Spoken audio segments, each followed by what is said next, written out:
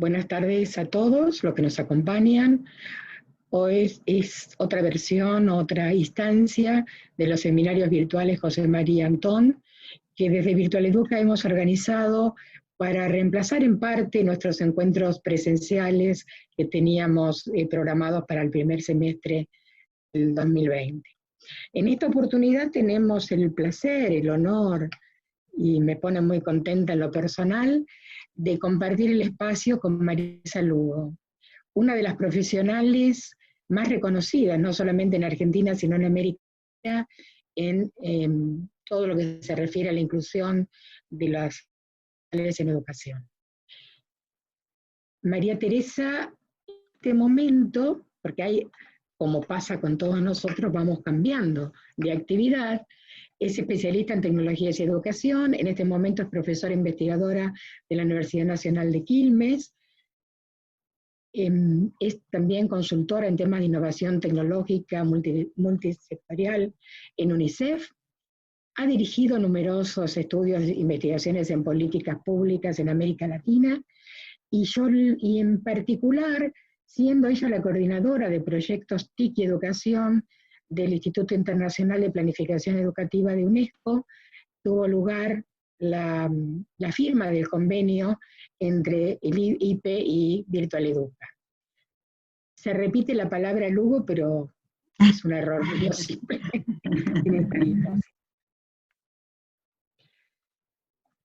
María Teresa nos ha acompañado a Virtual Educa desde hace muchos años. Dijimos, vamos a tratar de no recordar demasiado, pero nos acompañó bueno, voy a recordar los grandes eventos, ¿no es cierto? Medellín, Lima, Buenos Aires, Sinaloa. Yo recuerdo uno especialmente en México, en Sinaloa, donde fuimos a un pueblo que se llama Los Mochis, y nos encontramos con un congreso de 2000 docentes ávidos por escuchar los especialistas.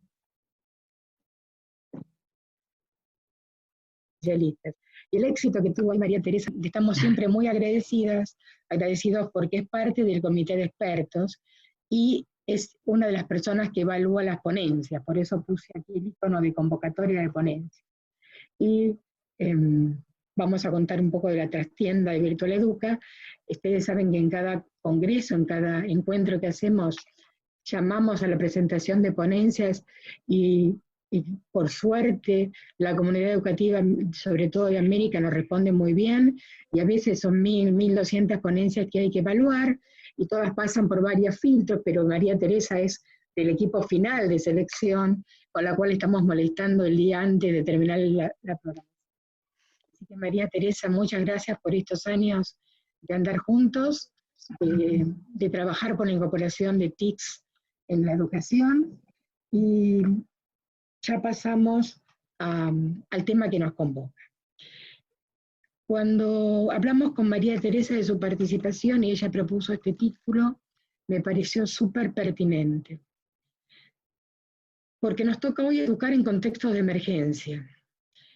Y la planificación siempre es un tema delicado para el docente. Planificar el año escolar, el bimestre, la clase, todo eso nos lleva mucho trabajo. Tenemos que trabajar con nuestras experiencias, con las expectativas de los chicos, con las expectativas institucionales, pero en este contexto particular en que nos ha cambiado a la mayoría de los docentes dos variables importantísimas, el espacio y el tiempo en el que damos clases, nada menos que eso. Planificar se vuelve un nuevo desafío, un gran desafío. En el seminario que realizamos ayer, el que lo quiera ver lo puede encontrar en el canal YouTube de Virtual Educa. Marta Mena, una especialista en educación a distancia reconocidísima en toda la región, ella decía que la clave, lo que cambia, es la gestión. Yo creo que acertó exactamente, porque ellos en ese momento estaban discutiendo cómo pasamos de la presencialidad a la virtualidad, y eran los consejos de los que siempre trabajaron en virtualidad, o de los que hace mucho tiempo trabajamos en virtualidad. Y Marta dijo, bueno, lo que cambia es la gestión. La gestión de la clase es diferente en la virtualidad y en la presencialidad. Y es eso lo que estamos tratando y está tratando de hacer todo el colectivo docente en este momento para adecuarse a estas circunstancias. Bueno, no hablo más, le dejo la palabra a María Teresa y los participantes pueden ir haciendo preguntas que trataremos de responder, tratará de responder María Teresa al final de la disertación. Adelante, María Teresa, entonces. Bueno, muchísimas gracias, Elena. Gracias por la presentación tan afectuosa. Para mí estar hoy en el marco de estos seminarios de José María, con su nombre y en su nombre y en su honor, la verdad que se los agradezco muchísimo. Agradezco a Virtual Educa, a toda la organización, que como vos bien decís, hemos compartido muchas instancias, muchos momentos muy lindos, donde se puso en evidencia la importancia de construir redes, de trabajar juntos, y que de alguna manera pone hoy en esta situación de emergencia que estamos viviendo, la necesidad también de replantear cómo fortalecer estas redes, las redes institucionales, lo que está ocurriendo en toda América Latina, en Iberoamérica, y que hoy pone, yo diría, es clave poder trabajar juntos y fortalecer, tanto desde lo emocional como desde lo profesional. Quería empezar con una frase que me motivó en estos días donde muchos pensadores están escribiendo acerca de la pandemia, muchos filósofos, y voy a tomar esta frase del filósofo, del pensador coreano Chul Han, que dice: la pandemia no es solo un problema médico, sino social. A mí me parece que ubicar la situación de emergencia en la que estamos, de las cuales vamos a poder salir, desde ese lugar, desde una mirada mucho más integral, no solo desde el sector educación, aunque nos vamos a dedicar en esta charla de educación, creo que es una de las primeras cuestiones que quería compartir con ustedes. Evidentemente, las crisis como esta, los más afectados van a ser quienes tienen menores niveles de escolarización. Esto está visto en otro tipo de emergencias. Si nosotros vemos lo que ha pasado con la crisis del ébola, hay cuestiones que podemos tomar como, yo diría, como ejemplos. Sin embargo, esta es una crisis inédita. Evidentemente, esta pandemia que ha tomado a prácticamente el 97% de los estudiantes del mundo hoy sin estar en las escuelas, donde yo diría esta situación de emergencia que, como vos bien decís, Elena, es el quiebre de estas dimensiones de espacio, tiempo, y agregaría agrupamientos también, porque ha cambiado la concepción y la configuración de los modelos educativos.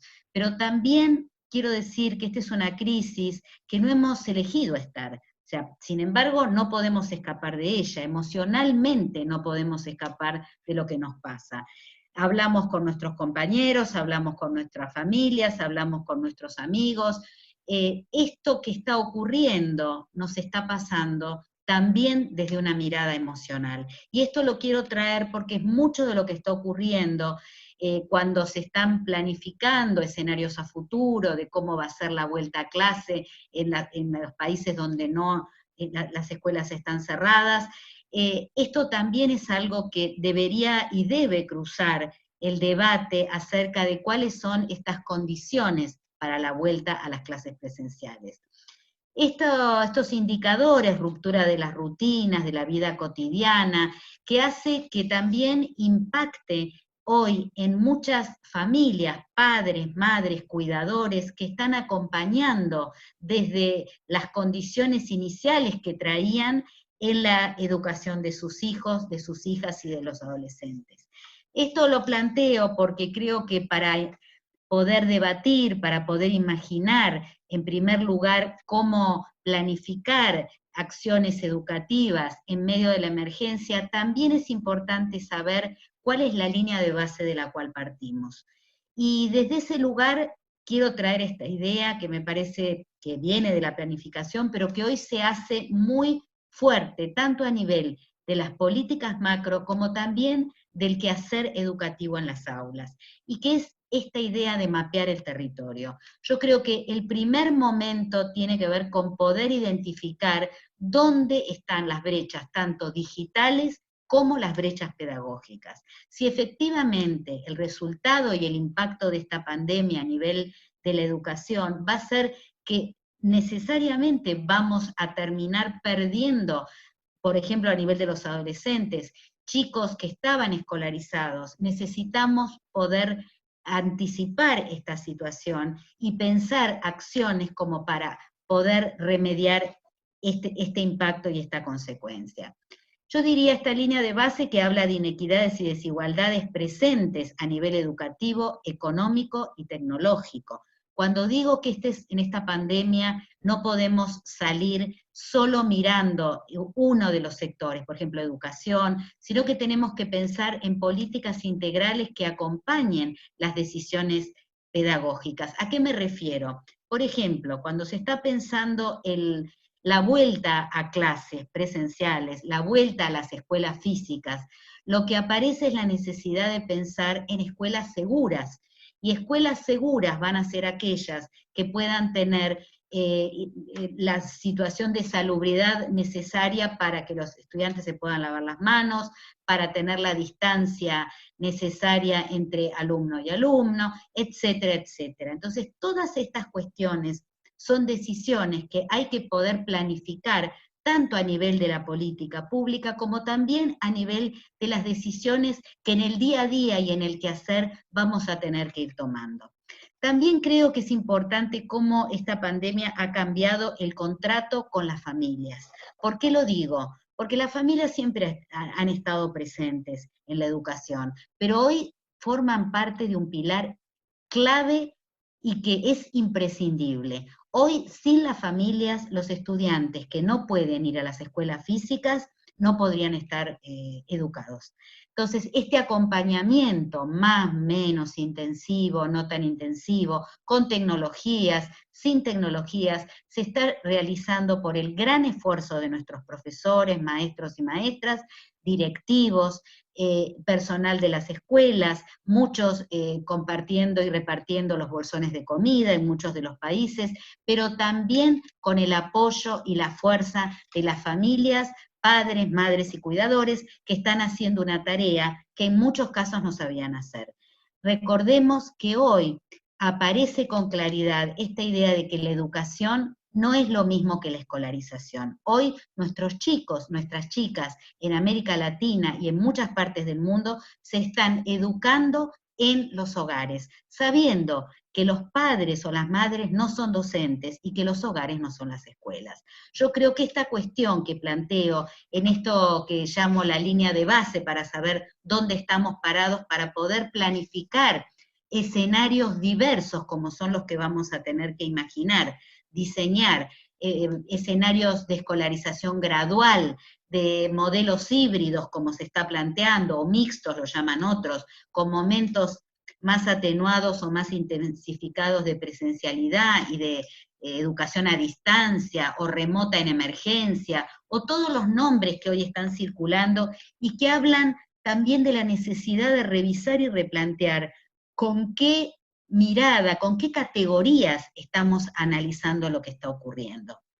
Y en esto yo creo que son tiempos donde tenemos que poder animarnos fundamentalmente a pensar, yo diría con prudencia, con qué categorías miramos la realidad de lo que está ocurriendo, porque es posible que tengamos que imaginar, que tengamos que desarrollar nuevas miradas para lo que viene. Cuando digo lo que viene, me estoy refiriendo al momento en que se vuelva a las escuelas presenciales, a las escuelas físicas, a las aulas, porque creo que pensar en la posibilidad de esa vuelta, además de darnos esperanza, nos implica determinadas responsabilidades vinculadas, como dije, a cuestiones económicas, a cuestiones vinculadas con las cuestiones sanitarias, y todo lo que hace a poder generar condiciones saludables para poder seguir educando. yo quería traer algunos datos para también ponernos en situación de la vertiginosidad en que ha ocurrido estos cambios, voy a hablar del mundo en este momento, pero en América Latina ha sido exactamente lo mismo, que para el 19 de febrero había un solo país, China, que tenía un cierre de sus escuelas. Es decir, que había 999.000 alumnos sin clase, 19 de febrero.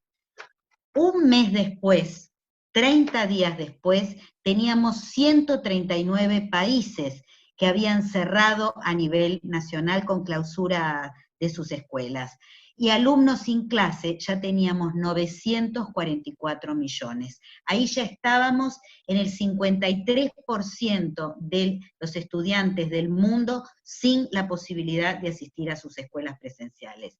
Al 17 de mayo ya tenemos 158 países con cierres a nivel nacional de sus escuelas y alumnos sin clase 1.213 millones, que es alrededor del 70% de los estudiantes del mundo hoy no asisten a escuelas presenciales. En América Latina, el panorama es que a día de hoy tenemos abiertas escuelas en Nicaragua y en Guyana Francesa.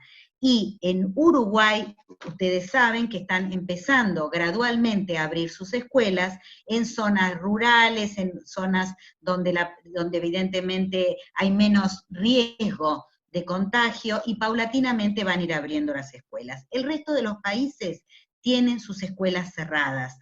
Más allá de los planes que hay hoy de poder ir abriendo paulatinamente, en el caso de Argentina, en provincias que no tienen casos, o ir abriendo en zonas rurales o zonas más alejadas para poder sostener la educación, pero la situación es una situación, lo cuento por lo de la rapidez, porque me parece que en tan poco tiempo tuvimos que ayornarnos y adaptarnos a una situación totalmente inédita. Y esto lo digo porque hablando con Elena hace un ratito en la preparación, en la previa, como se dice, del evento de hoy, decíamos esto, ¿no? Hace tantos años que venimos los que nos dedicamos al campo de la tecnología y la educación, más de 20 en América Latina, seguro, y sin embargo, en un mes y medio, algunos hablan de que en 2 semanas tuvieron que ponerse a tomar algo de la tecnología, lo que había, o una plataforma, o usar una red social, o utilizar el WhatsApp, o ver los celulares para salir adelante con algo. Entonces, esta idea de lo vertiginoso del cambio, de la rapidez, me lleva también a poner algunos puntos sobre la mesa, sobre la pantalla, diríamos, que tiene que ver con volver a algo que veníamos discutiendo, que eran las desigualdades de la región vinculadas con la conectividad, vinculadas con la tecnología, con la educación virtual, como todo lo que hace a los debates que venían hace décadas en la región y que hoy toman una urgencia y una importancia, porque en estos modelos que se están pensando, modelos híbridos en la pospandemia, y hoy actualmente con la necesidad de los desarrollos vinculados con las tecnologías en la educación, este debate ya no puede seguir esperando. Es un debate que necesita acciones, impactos y resultados. Y estas desigualdades de América Latina, voy a traer solo 2 datos, fíjense, 1 de cada 6 escuelas de la región no tienen servicio de agua. Hablamos de un 16%, y casi un 20% de las escuelas no tienen instalaciones para lavarse las manos. Fíjense cómo vuelve a ser fuerte esta idea de que América Latina no es la región más pobre, o por lo menos no lo era antes de la pandemia, pero sí aparece esta idea de la desigualdad y de la heterogeneidad. A mí me gusta hablar de la metáfora del mosaico heterogéneo, cuando vemos las situaciones de la tecnología en la región, y hoy podríamos pensar también en ese mosaico heterogéneo de las distintas soluciones que los países han intentado llevar adelante y que hoy están implementando. Ya no son solo ideas o iniciativas, sino que realmente hay en prácticamente todos los países distintas soluciones para poder hoy, en medio de la emergencia, como está América Latina, paliar la situación. yo creo que en este sentido es clave, y voy a ir con algunos datos generales, ¿no? Cómo la pandemia, desde mi punto de vista, agudiza los problemas que ya veníamos discutiendo y hablando hace mucho tiempo. ¿Por qué? Porque las tasas de abandono, especialmente en la educación secundaria, eran una tendencia en la región, porque el analfabetismo en adultos no estaba resuelto, porque el acceso a la educación inicial preescolar faltaba mucho para poder generar una universalización, porque las brechas de género en la región, sobre todo en los sectores de poblaciones rurales e indígenas, también era un problema muy fuerte, y sobre todo, y esto me parece que habla también de algunos temas que tenemos que ver ahora después de la emergencia, cómo los vamos a resolver, las deficiencias en la formación inicial de nuestros maestros, maestras y profesores vinculados con las tecnologías, y también la baja relevancia curricular y la desconexión con lo contemporáneo de las ofertas de los sistemas educativos, especialmente a nivel de la escuela secundaria. Esto que teníamos, y que yo llamo línea de base, que es con lo que veníamos trabajando para poder más, con políticas sólidas, poder resolver, hoy se amplifican con la emergencia y con la situación del COVID. Entonces, mi pregunta tiene que ver con si en estas condiciones es posible digitalizar la educación, que hoy se transforma en algo imprescindible. Y si las tecnologías las pensamos, ya, a ver, desde esta metáfora, hoy también conversábamos esto, que en realidad hoy se hace evidente que son un nuevo territorio que en muchos casos es inexplorado, a pesar de todos los años en que venimos trabajando con políticas en muchos de los países de inclusión de tecnología, y sin embargo, para muchos profesores, para algunos maestros, para maestras, para los padres, y también diría para estudiantes, es un territorio que hay que poder avanzar y trabajarlo. Esta idea de que Internet sigue siendo una deuda pendiente, lo voy a seguir sosteniendo. Sigo creyendo que no es lo mismo una escuela conectada que una escuela sin conexión. Pero la pandemia lo que puso en primer lugar es que también necesitábamos y necesitamos Internet en el hogar. Esto es lo que puso hoy en evidencia esta situación. Entonces, la situación, voy a dar ejemplos a nivel mundial, y después voy a tomar algunos datos de la región, y voy a tomar un ejemplo de Argentina.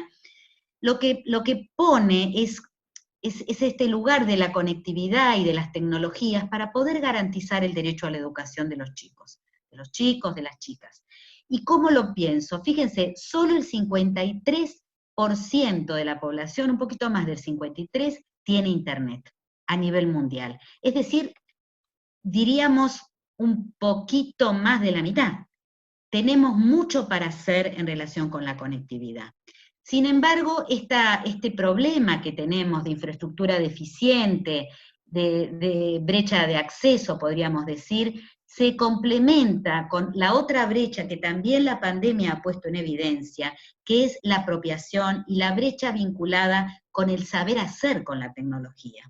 Esta brecha, que yo siempre digo, no es lo mismo tener un libro que saber leer, necesita, además de los dispositivos tecnológicos, de las tablets, de las netbooks, de las notebooks, de los celulares, donde hay celulares y donde quizás es el único dispositivo, y por supuesto con una conectividad que desde mi punto de vista mostró que tiene que ser gratuita, que este es uno de los problemas principales que la pandemia está mostrando, que es el uso de datos de los celulares, tanto a nivel del profesorado, de los docentes, de los maestros, como a nivel de las familias y de los estudiantes. Estas cuestiones, y acá estoy hablando de derechos no solo de Internet gratuito, sino también de cómo garantizar y cómo poder achicar y aprovechar la oportunidad, quizás dura, que nos está trayendo la pandemia, para poder mejorar cuestiones que tenían que ser tomadas y resueltas. La conectividad en América Latina no está resuelta, como pasa en todo el mundo. Sin embargo, creo que, voy a dar solo un ejemplo de Argentina, donde el problema principal, diría yo, hoy en la pandemia, es que solo el 60% de los hogares tienen internet fija. Esto hoy, con la cuestión de la educación en la casa, se transforma, la educación en el hogar, que es lo que está ocurriendo, se transforma en un problema serio. Y el 40% de las escuelas en Argentina, solo el 40%, perdón, tiene conectividad. Esto también lo planteo para la pospandemia, que es necesario fortalecer políticas en nuestros países que puedan resolver el tema de la conectividad. Es muy complicado, es muy complejo. Necesitamos acuerdos multisectoriales, público-privados, para poder resolver este problema y sobre todo también resolver, no solo en las zonas urbanas, sino en las zonas rurales, en las zonas donde tenemos poblaciones intercultural bilingüe, por ejemplo, donde tenemos sectores rurales dispersos, que es mucho más complicado poder garantizar la conectividad, y donde es necesario pensar en propuestas de mesas de trabajo, donde se piense y se ponga en evidencia alternativas para la conectividad terrestre. La conectividad satelital, yo no soy una especialista en este tema, pero por lo que vengo trabajando y viendo, es cara para las escuelas. Es indudable. Sin embargo, hay alternativas que se pueden pensar y que ya están llevándose adelante en otros países de la región y en zonas más vulnerables, por ejemplo, Internet comunitaria y otras, ver cómo juegan los espectros de 4G en esto, etcétera, que es necesario poder poner en valor. Es decir, tenemos acceso extendido, pero con disparidad. Y acá quiero hablar de las desigualdades, porque también en este tema hay desigualdades. Por ejemplo, en Argentina, para dar un ejemplo, además de la disparidad de acceso en relación con primaria y con secundaria a la conectividad, los chicos de secundaria tienen más acceso que los de primaria, también hay una diferencia en relación con las provincias. Las provincias del NOA, que es el noroeste, y del noreste argentino, tienen menos acceso que, por ejemplo, la zona del centro. Y también, si lo vemos en otros países, esto ocurre en las zonas rurales y las zonas urbanas. Es decir, que mirar en esto que les decía, mapear el territorio, implica también tener, tanto a nivel de la política macro, como de las decisiones a nivel de los grupos de escuelas, de las redes, de las zonas, de los directivos, también tener en cuenta con qué contamos hoy. Esto me parece que es una cuestión básica, y no es que solo voy a hablar de la conectividad y de la infraestructura, porque esto son solo, es una de las dimensiones o uno de los focos, pero quería empezar por esto, porque es uno de los reclamos que uno está leyendo en estos días más presente en relación con lo que está ocurriendo. Entonces, esa sería una cuestión, además de la calidad de la conexión. Tener internet no significa estar conectado para muchas cosas. Entonces, acá también tener en cuenta cuál es la calidad de la conectividad. Ahora bien, yo creo que la situación también nos implica poner los derechos a la educación, la equidad, en un primer lugar. Estamos hablando de eso, cómo hacemos para que no se pierdan y no abandonen más del abandono que ya teníamos en relación con la educación y, por ejemplo, el tema de los adolescentes. Entonces estoy imaginándome algunas alternativas y conversando con muchos colegas del campo que estamos pensando a ver distintos escenarios posibles.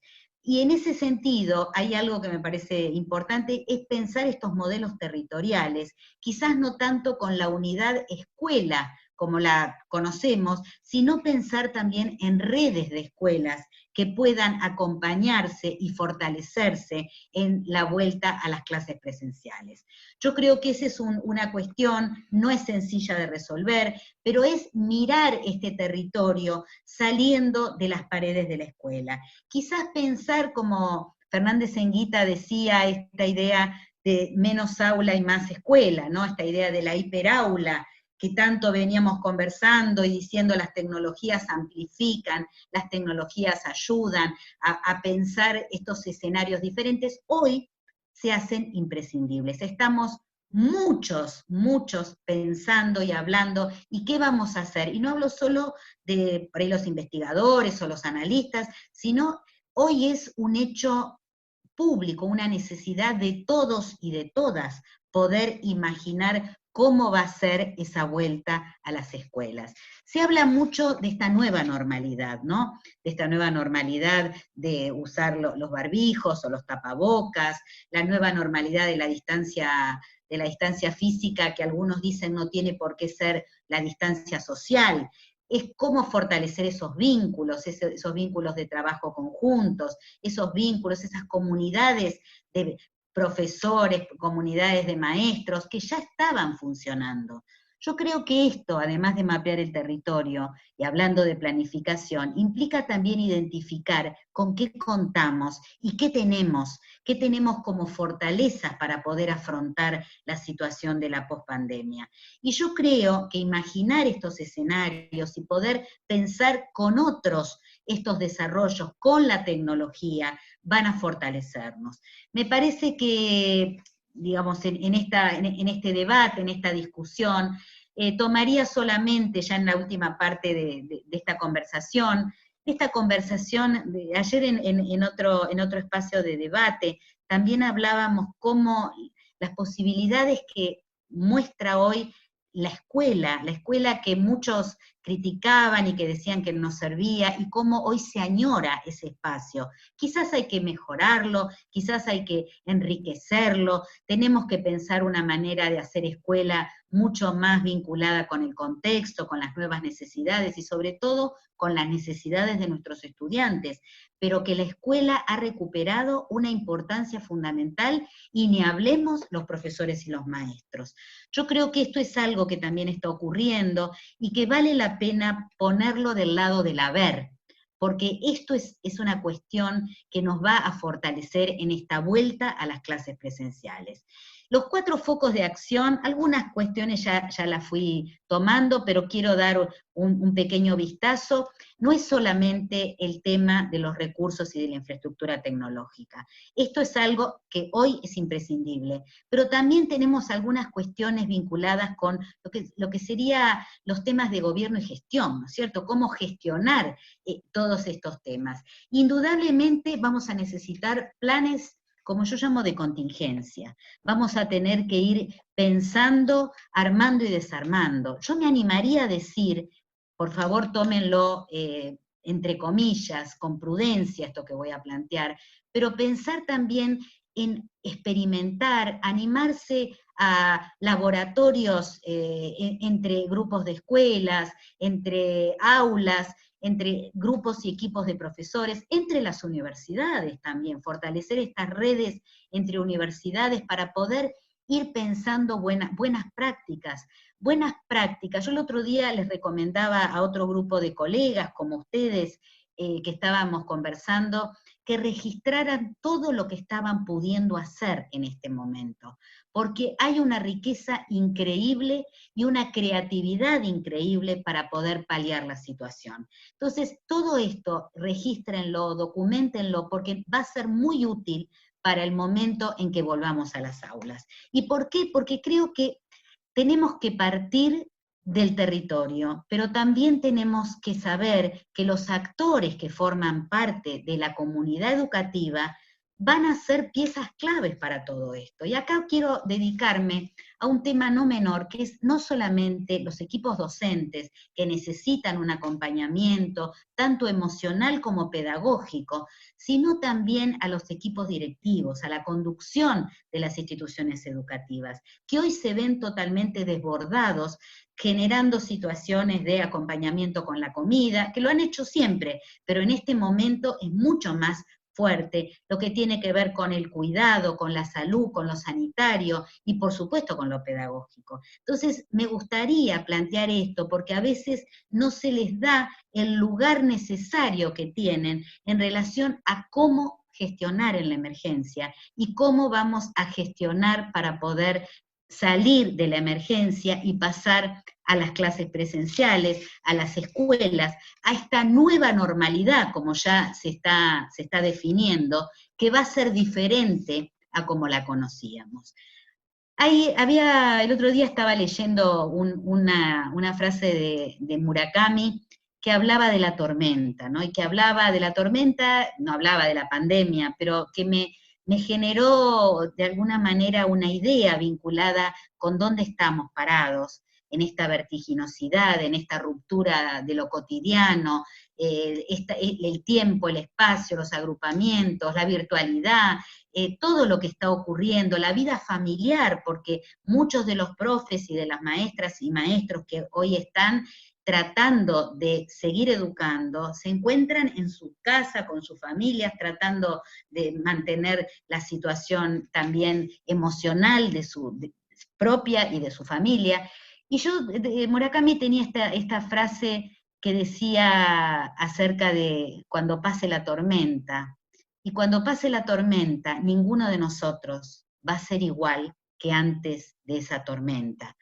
Y que de eso se trataba en realidad la tormenta, de ese cambio que está generando en cada uno de nosotros, en nuestras subjetividades, pero también en las relaciones que estamos entablando, cómo estamos valorando más los vínculos, cómo estamos necesitando de esa presencialidad, y que nos lleva a replantear en algunas charlas que hoy estaba escuchando, aparece esta necesidad de revisar nuevamente cuál es el sentido de la escuela. Fíjense, ¿no? Debates de siglos, diría yo, pero que en el último siglo se puso muy en cuestión cuál era el sentido de la escuela, cuál es el sentido de la educación. Y muchas veces en ese debate, ¿no?, entre digitalizar la escuela o escolarizar lo digital, que hemos estado los que nos dedicamos en este campo de la tecnología, hoy la realidad superó todo lo imaginado. Porque, como decíamos hace un rato, hace más de 20 años que en América Latina estamos discutiendo estos temas, y en algunos casos en 2 semanas tuvieron que largarse con lo que había para usar la tecnología para estar en contacto y en comunicación. Entonces me parece que estas soluciones que los países están en este momento llevando adelante, a veces yendo para atrás, a veces yendo para adelante, en esta idea de experimentación que les traigo, que a mí me parece que es valiosa para pensarla a nivel de la institución escolar.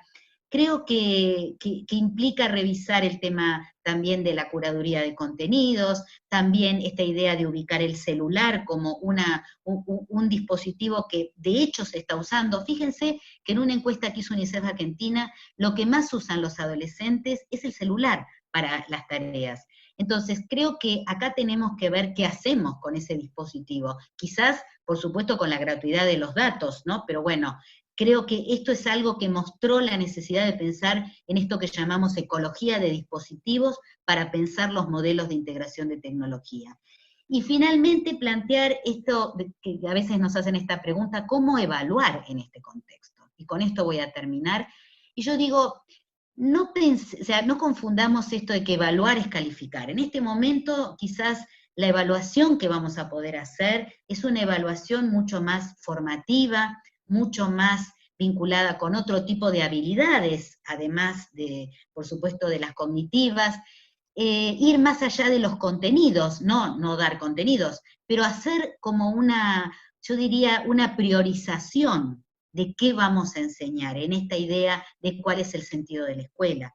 Entonces, si hoy tenemos que poder priorizar, yo diría menos es más, y quizás trabajar con contenidos o con algunas ideas fuerza que queremos reforzar para aquellos que ya habían empezado, y para los nuevos, porque en muchos países recién habían empezado las clases, ver esta priorización de contenidos. Mariana Maggio lo planteaba diciendo el otro día, me gusta esta idea, de un currículum más minimalista, un currículum en definitiva de emergencia, donde podamos hacer foco en acuerdos comunes que tengamos entre todo el colectivo de nuestra escuela para poder llevar adelante la tarea. Y con esto cerraría, Elena, si te parece, como para dar espacio a la conversación, a los comentarios de los colegas, a tu palabra, y abrir la conversación más ampliada. Bueno, muchas gracias María Teresa por tu disertación, como siempre, excelentes tus reflexiones. Te quiero comentar algunos logros, o sea, que hemos tenido en esto. Se nos saturó la sala de Zoom, y nosotros estábamos también transmitiendo por Facebook Live, y entonces muchísimos colegas también nos están siguiendo por Facebook. Para todos aquellos que nos están preguntando si pueden tener acceso a toda la disertación de María Teresa, sí, a partir de mañana tipo mediodía van a poder encontrar la grabación en el canal YouTube de Virtual Educa. Y tanto la exponencia de María Teresa como todos nuestros seminarios virtuales. Y otra cosa también general, así las respondemos a todos en común. No hay certificación por la presencia o por la participación en este seminario. Sí, después ya al finalizar les vamos a contar de otra propuesta de Virtual Educa, que es Virtual Educa Connect, que se va a realizar a fines de julio, donde ahí sí haremos certificado, porque ahí tendremos herramientas como para validar y certificar la presencia y participación de cada uno de ustedes. Bueno, además de haber saturado la sala, tenemos exactamente, por lo menos si no me olvidé de anotar alguno, participantes de 15 países de la región. Y tenemos 4 o 5 personas que te mandan muchos saludos desde México, desde Los Mochis, desde Jalisco, bueno, gente que te saluda desde Perú, desde Paraguay, Nicaragua, bueno, creo que no falta país de América Latina que no te esté enviando saludos y gracias por esta disertación. Voy a tratar de resumir, o sea, hay inquietudes que se repiten en la mayoría de los participantes. Una de ellas es la conectividad. Entonces nos preguntan qué hace un docente que hoy que sabe que está atendiendo al 20 o al 30% de sus alumnos porque el resto no tiene conectividad. ¿Qué solución le ves? ¿Qué alternativa? Y si hay puentes para recuperar a esos alumnos.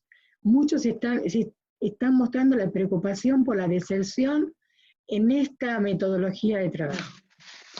Bueno, este es uno de los temas, yo creo, más preocupantes que a nivel de las políticas van a tener que abordar rápidamente, porque creo que es probable que vamos a perder muchos estudiantes. Esto no tenemos la cifra porque no sabemos, pero es indudable, esto que yo dije al comienzo, ¿no? Que de los sectores más vulnerables, que son aquellos que tienen menos escolarización, son los que más van a sufrir el impacto de la pandemia.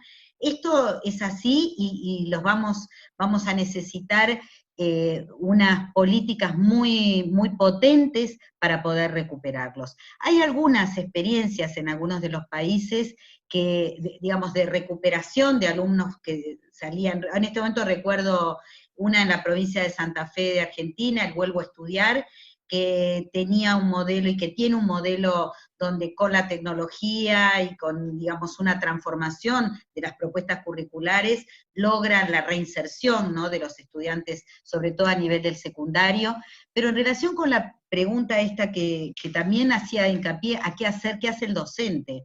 Bueno, hay países, voy a dar el caso también de Argentina, con esta plataforma transmedia que han hecho, donde se combina, digamos, los desarrollos más tecnológicos con las plataformas, con los contenidos digitales, pero también con televisión, con radio, e inclusive con cuadernillos impresos. Esto tiene mucha tradición en nuestra región.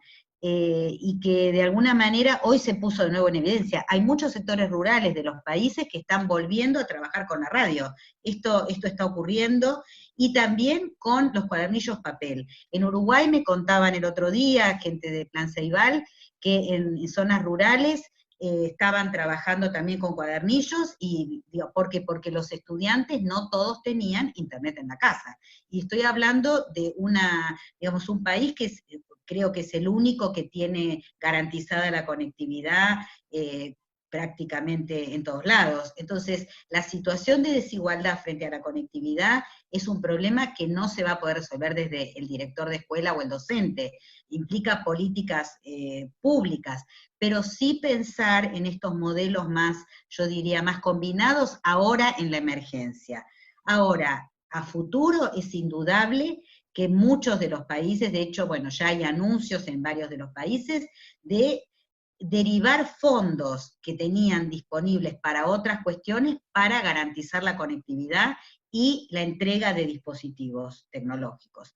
Ahora, ¿qué puede hacer un docente? Bueno, un docente lo primero que puede hacer es generar vínculos con sus estudiantes. Esto lo digo que ustedes lo están haciendo todos, fortalecer esos vínculos, no perder el vínculo con el estudiante y con la familia. Y esto también se lo planteo a los directivos.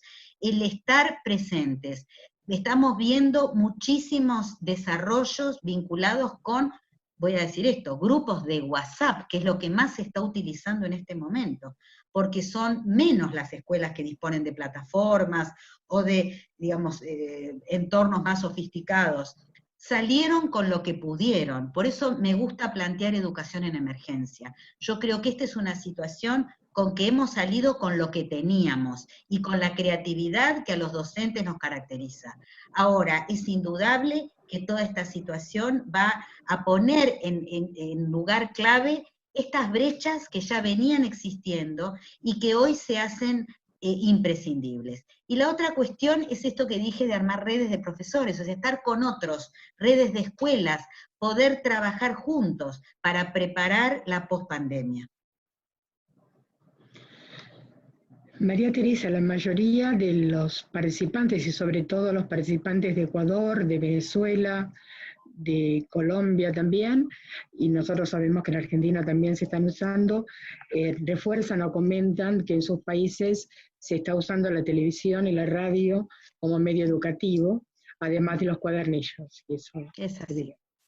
Es así. A ver, quiero decir, vuelvo a esto es una emergencia, se ha salido con lo que había y con lo que se podía. México tiene una larga tradición de la televisión educativa, hay muchos países que tenían tradición de esto. Hoy se está saliendo con lo que se puede para poder tratar de llegar a los estudiantes. Pero esto no implica que pensemos la pospandemia también. Otra serie de, o sea, no estoy nombrando en particular a las personas que hacen la pregunta, sino estoy tratando de aunarlas. Muchos están preocupados por la formación inicial docente. ¿Y qué va a pasar en los institutos de formación docente que tampoco están pudiendo enfrentar esta situación con alternativas realmente efectivas? Bueno, ahí yo creo, Elena, que tenemos otra deuda también. No sé si te acordás cuando me invitaste a un seminario hace muchos años en Bogotá sobre el tema de la formación docente, justamente, donde vos estabas trabajando estos temas con el país y donde ya se veía, digamos, la necesidad de una transformación de la formación inicial, vinculada con la tecnología, y yo diría, y no vinculada con la tecnología también, la necesidad de fortalecer la transformación de la formación inicial. Yo siempre traigo este dato, previo a la pandemia, por supuesto, de que estábamos en un poco más del 80% de los esfuerzos de los países vinculados con la formación permanente, con la capacitación de los profesores, maestros y maestras, y había menos énfasis y menos recursos puestos en la transformación de la formación inicial. Yo creo que esto ahora está mostrando la necesidad de esta brecha que hay en el esfuerzo de los países, ponerlas en una situación privilegiada.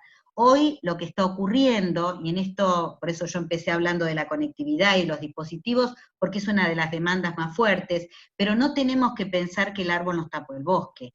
También tenemos que saber qué hacer con la tecnología, porque si no vamos a seguir haciendo más de lo mismo.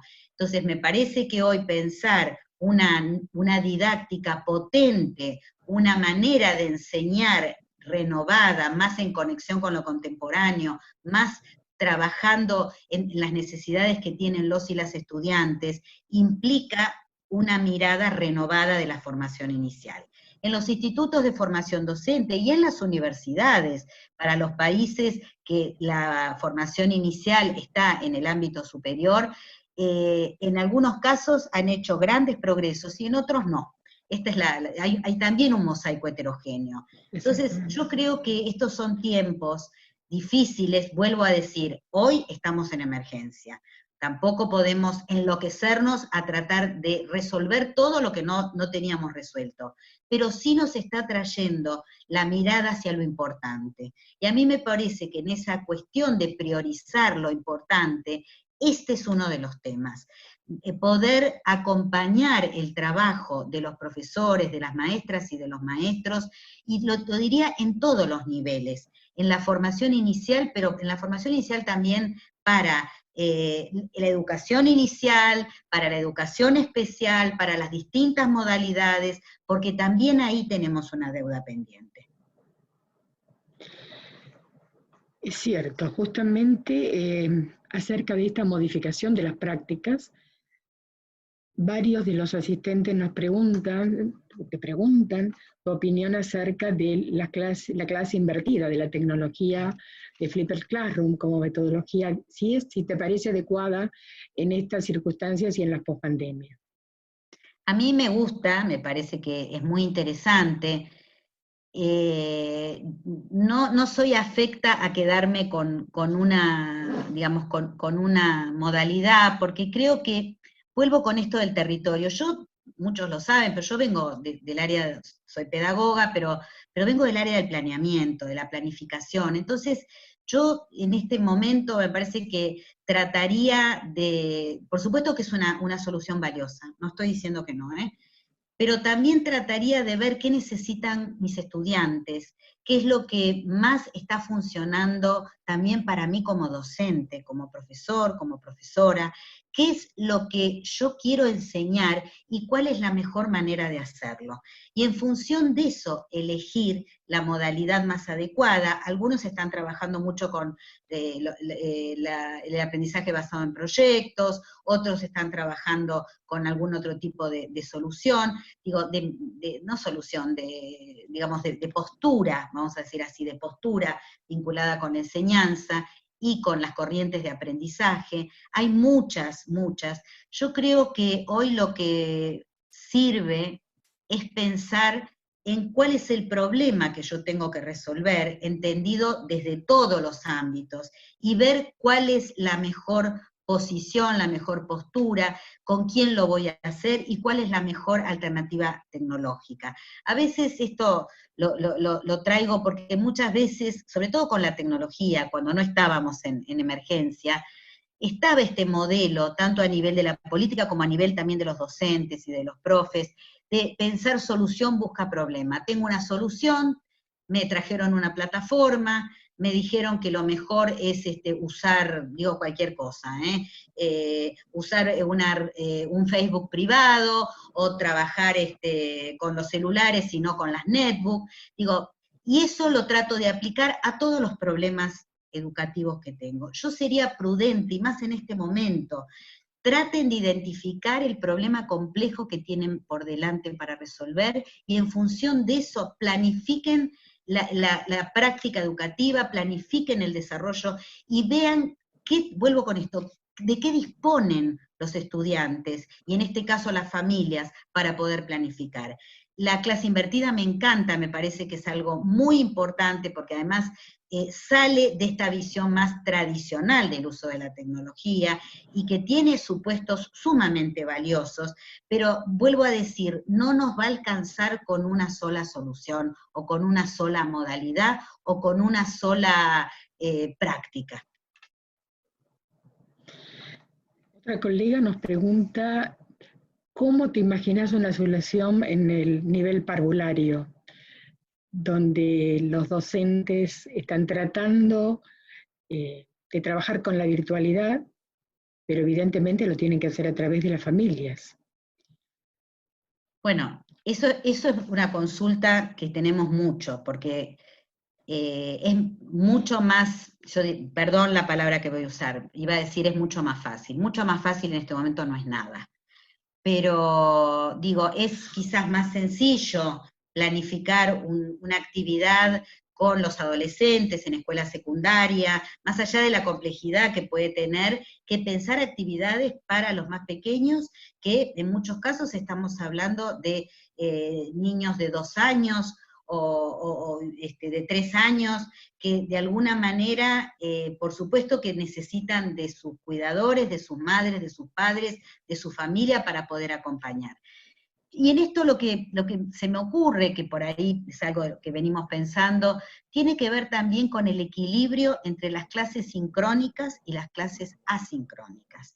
Lo que estamos viendo también es, en algunos casos, sobre todo se ve mucho en el sector de la educación privada, un exceso de actividades sincrónicas, de tareas sincrónicas, de estar, a veces me está llegando situaciones de escuelas que están con clases 4 horas seguidas frente a la pantalla, ¿no? Es decir, poder graduar y dosificar en momentos sincrónicos y momentos asincrónicos. Por supuesto que estoy hablando de situaciones con conectividad, estoy hablando de eso. En el caso de los más pequeños, por supuesto que es imposible hacerlo sin el apoyo y sin el acompañamiento de las familias.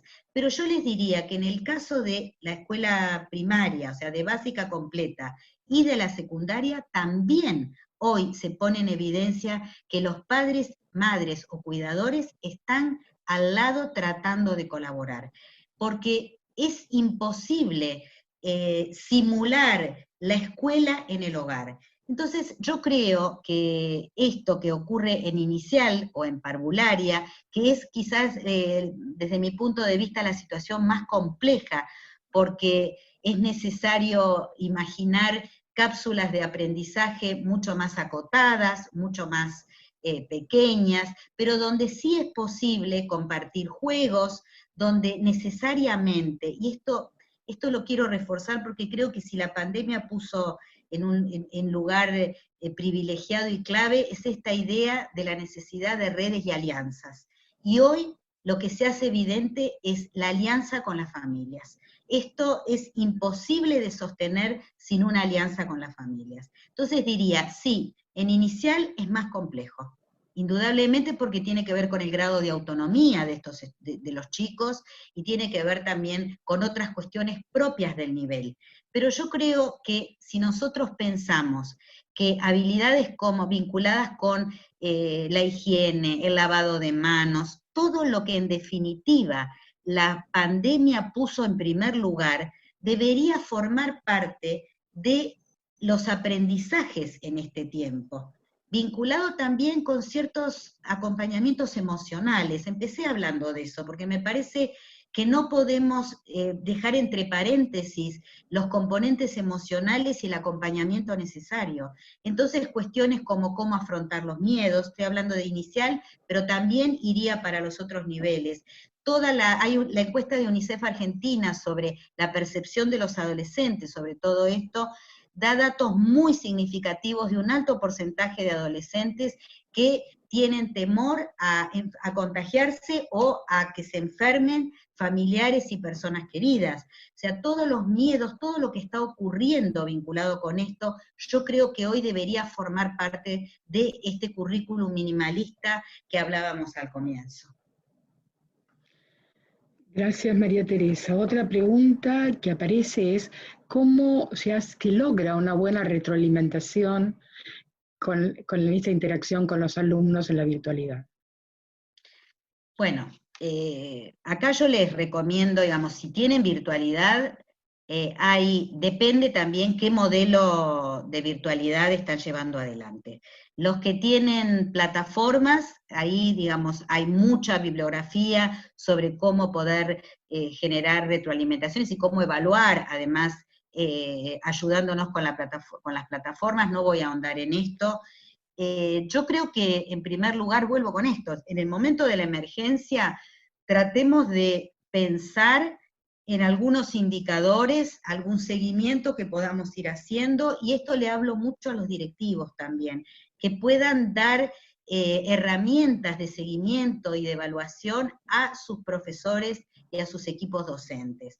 Yo creo que usar las rúbricas como dejando antes, son elementos interesantes y que me permitirían también mapear el estado de situación de mi grupo escolar, de lo que está pasando en mi escuela, y cómo poder ir trabajando hay muchas herramientas propias de la enseñanza en contextos tecnológicos que se pueden utilizar. A mí me preocupa más aquellas instituciones que por ahí no disponen de tecnología y que están intentando, como pueden, a través del WhatsApp, a través de los celulares, a través de los llamados telefónicos fijos, contactando a los estudiantes y trabajando, casi diría yo, cuerpo a cuerpo, hoy con las familias y con los hogares. Pero bueno, esto que les digo vuelvo a esto, es una situación inédita. Yo diría no sobrecargar, sería una buena recomendación del momento, no sobrecargar con tareas. Muchos chicos que sí tienen tareas dicen que están atosigados de las tareas que mandan las escuelas, y otros dicen que no reciben. O sea, tenemos los dos extremos. También hay otros que dicen que no reciben devolución de las tareas que la escuela manda. Entonces, acá tenemos una variedad bastante diversa de situaciones. Vuelvo con esto, miremos el territorio, miremos lo que está ocurriendo para poder planificar sin esta idea de atosigar y sobreactuar la situación. Bien. ¿Se pueden generar a la distancia nuevos hábitos en los estudiantes, acostumbrados a ser estudiantes presenciales y pasar en horas a ser estudiantes virtuales? Qué buena pregunta, Qué pregunta, ¿no? ¿no? Bueno, Qué buena todas son pregunta. buenas preguntas, pero creo que, vuelvo a esto, yo creo que es un proceso que no sabemos todavía cómo esto va a resultar. Esto inquieta, ¿no? Esta incertidumbre que estamos teniendo, no se puede, no estamos evaluando todo esto que está ocurriendo, por eso yo les decía que documenten, que registren todas las alternativas que se les están ocurriendo, algunas realmente muy creativas, y poder pensar en un espacio, en un repositorio donde se puedan subir todas estas experiencias que están ocurriendo. Poder se puede, pero también lo que mostró la pandemia es la importancia de la presencialidad. Fíjense, lo digo yo, como Elena, que nos dedicamos a los temas de tecnología, sin embargo, ha puesto en valor el tema de los espacios presenciales, no solo a nivel de la escolaridad y de la educación, sino también a nivel de los vínculos que extrañamos, de las cuestiones familiares, de las cuestiones afectivas, de todo lo que la pandemia ha complicado, vamos a decir, y que ha puesto en valor los vínculos y la presencialidad. Entonces creo que esto también nos tiene que dar una señal, sobre todo creo que los niveles son diferentes, que podemos virtualizar en la universidad, donde hay, digamos, hábitos de autonomía, de muchísima mayor manejo del tiempo, y en los otros niveles lo vamos a tener que ir enseñando. Yo creo que esta también es una oportunidad para eso, para estas habilidades, como algunos lo llaman, del siglo XXI, que son muy importantes y que tienen que formar parte de este bagaje de aprendizajes.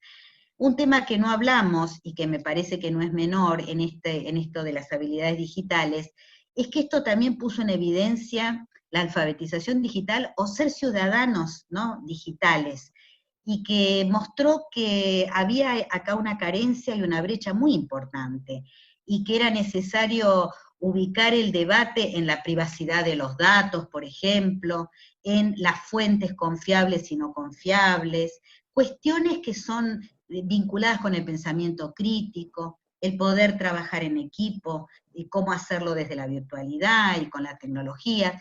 Estas cuestiones que antes reforzábamos y decíamos y que no cobraban la importancia y la urgencia que tienen hoy. Entonces yo creo, como suelo ser esperanzada a pesar de todo, que esto es una oportunidad la que estamos viviendo. Es una oportunidad, digo, con dolor, con pérdidas, por eso hablo de lo emocional. Me parece que esto hay que trabajarlo en la escuela y hay que trabajarlo con nuestros estudiantes, pero también este acompañamiento pensarlo desde un lugar de posibilidad. Y si es de posibilidad, va a tener que ver con estos aprendizajes, con los vínculos, con la importancia de las redes, del trabajar con otros, esto que es la inteligencia distribuida, que hoy es imprescindible y necesaria, el imaginar, y acá hablo a los directores,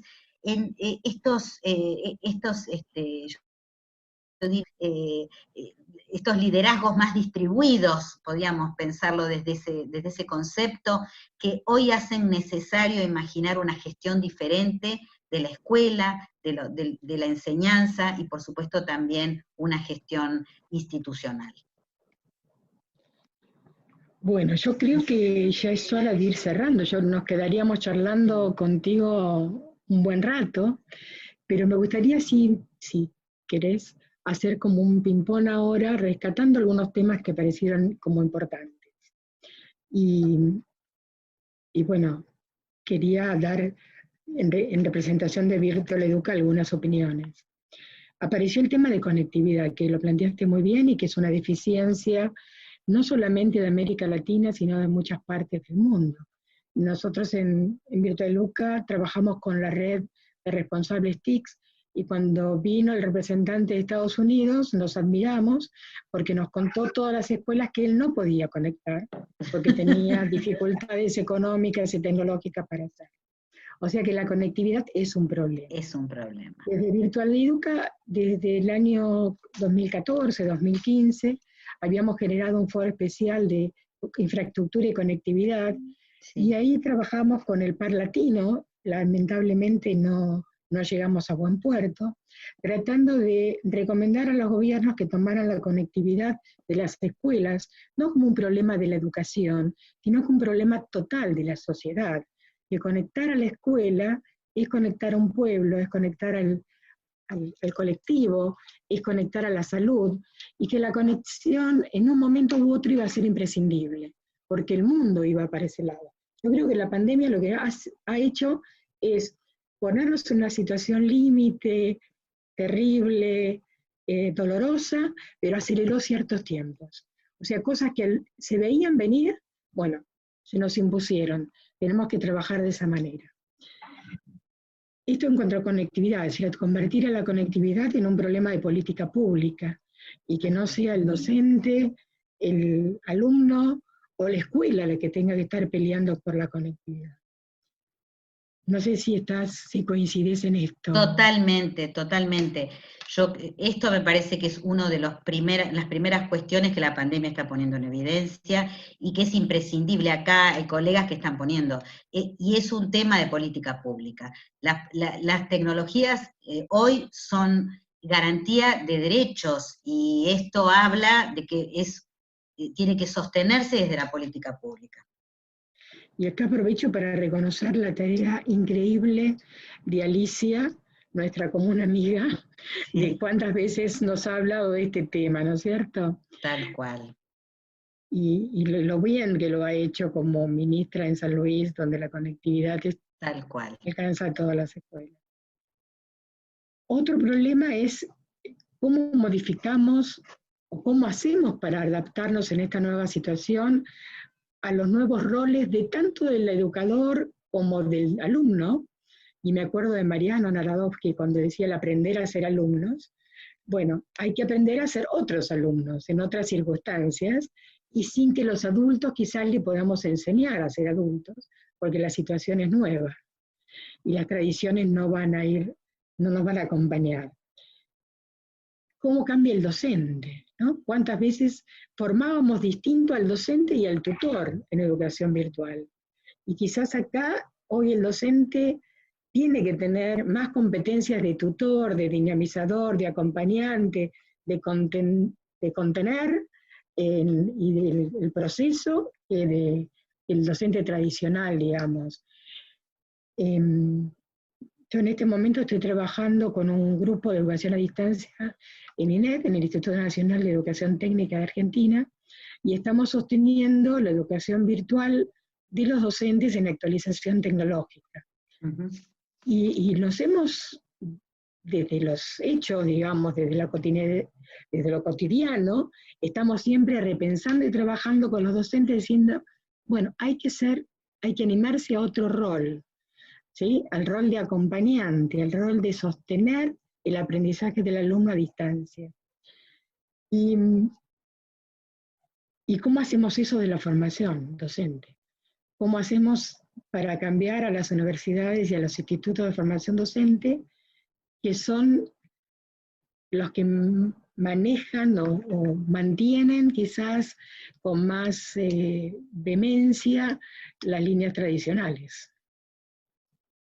Bueno, creo que vos pusiste sobre la mesa este tema de la formación, de los roles, de los cambios en los roles, pero que yo lo veo también, como vos planteás, como una oportunidad para revisar todo esto y poner en evidencia la necesidad de una transformación del oficio de docente, de poder de alguna manera, yo diría, reconocer la baja expertise de muchos de los profes en esto y pensar políticas potentes, políticas públicas de nuevo, que puedan darle un lugar a este campo y a estas cuestiones que hoy mostraron que era imprescindible, ¿no? Yo creo que, por eso cuando digo de oportunidad, creo que tenemos que aprovechar esta oportunidad.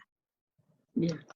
Y la última reflexión contigo es, así como estamos hablando de la conectividad, de la infraestructura, de los docentes y de los alumnos, algo que vos también ya tocaste, que es la importancia de la gestión.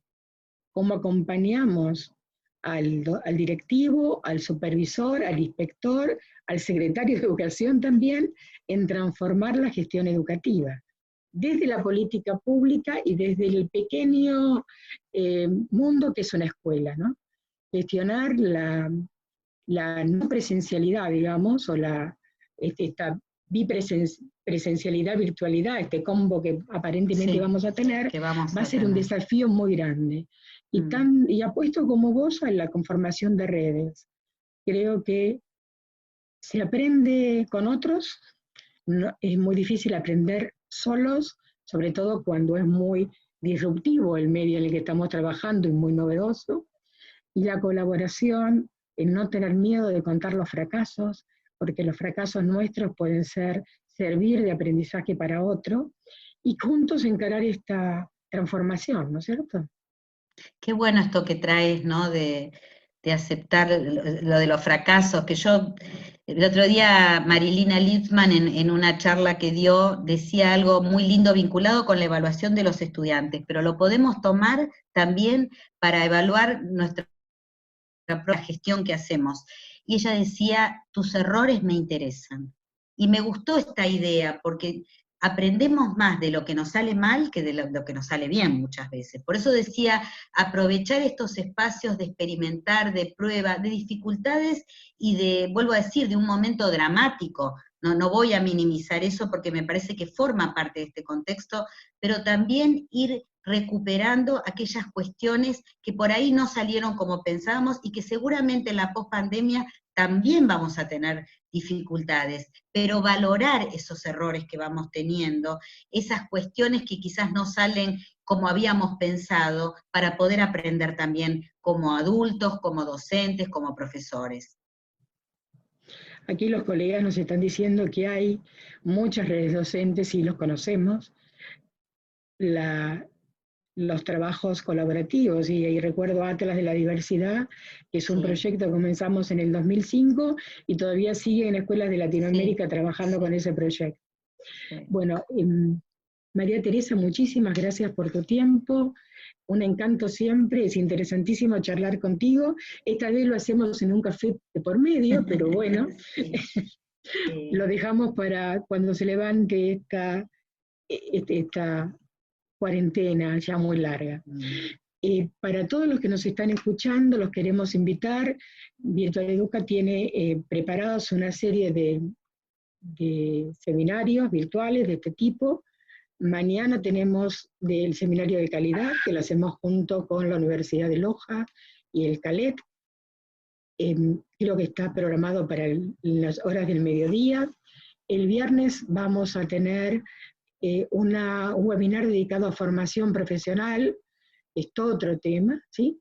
Los institutos de formación profesional, los institutos como el SENA, el SEBRAE, el SENAI y tantos otros en América Latina, cómo están viviendo ellos esto. Vamos a continuar el lunes con un webinar sobre inclusión, discapacidad e inclusión en estos tiempos, y ahí vamos a trabajar con docentes de escuelas hospitalarias. El día martes, ya me olvidé, creo que vamos a trabajar con contenidos, cómo armar contenidos digitales, y cómo, y cómo hacer curatoría de contenidos por parte del docente. El día miércoles vamos a tener un excelente debate, supongo, con representantes de Perú, de Argentina, y me falta un país más, y México creo, que vamos a trabajar en cómo vemos la escuela post pandemia, ¿no? Y ahí vamos a tener a ex ministros de educación o ex secretarios de educación contando desde su experiencia cómo ven el futuro. Y vamos a seguir con seminarios de calidad el jueves, y el viernes vamos a cerrar con una de nuestros especialistas, Olga Agudelo, que seguramente Tere, vos la conociste en Medellín, era la persona que manejaba el vivero de software cuando hicimos la visita en Medellín, y en este momento Olga está dirigiendo dentro del Instituto de Desarrollo Profesional que tiene Virtual Educa el espacio de docentes, y ella va a dar ese último seminario. Y a todos los vamos a invitar, y voy a volver al PowerPoint que tenía, a los días 21, 22 y 23 de julio, donde vamos a tener, bueno, también nos vamos a animar a una nueva experiencia, a transformar un congreso, un encuentro internacional, a un encuentro totalmente virtual. Vamos a hacer la prueba de tener 4 salas en simultáneo transmitiendo, algunas en directos, sincrónicamente, y otras asincrónicamente, y vamos también a animarnos a dar talleres de STEAM a través de la web. Así que los invitamos a todos a seguirnos en Virtual Educa. Otra vez, muchas gracias, María Teresa, y ya comparto el PowerPoint. Como pasa siempre, es difícil encontrar lo que uno quiere hacer.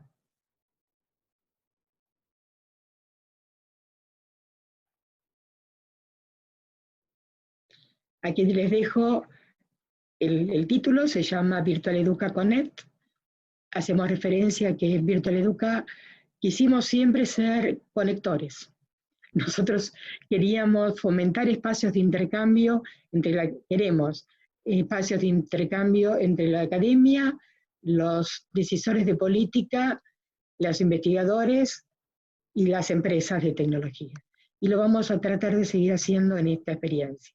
Lo llamamos reset educativo, porque la educación vamos a tener que hacer un reset. Y bueno, ya, perdón, que se ha ido la pantalla. No sé si está ¿lo están viendo la pantalla o no? Sí, se ve. Ven una parte. Ahí está. Ahí va. La inscripción la vamos a comenzar a mediados de junio. A todos los que sean inscriptos, los vamos a seguir invitando por correo a las próximas actividades de Virtual Educa. Bueno, cerramos acá. Gracias, María Teresa, por tu tiempo. Gracias a vos, Elena. Gracias a Virtual Educa por la invitación. Bueno, muchas gracias a todos por acompañarnos, y hasta mañana. Chao.